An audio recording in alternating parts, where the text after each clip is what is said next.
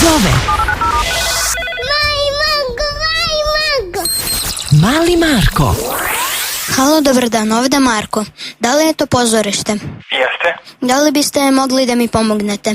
recite. Znate o čemu se radi? Ajde, reci. Ja idem u školu i gradivo je mnogo teško.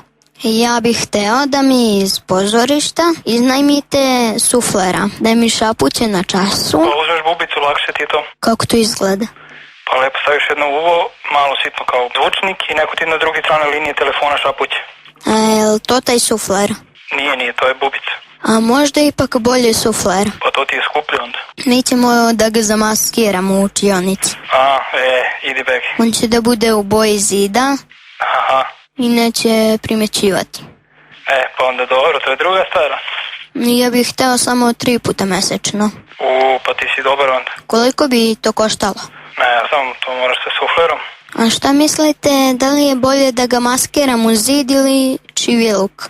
Sve jedno, kako ti odgovara? Mora ranije malo da dođe i mi to probamo par puta i ja dobijem 5 i onda mu platim.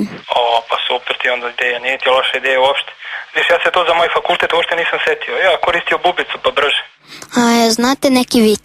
Šta drožiš roditeljima taj telefon, me Uz osmeh. Život dobro zvuči.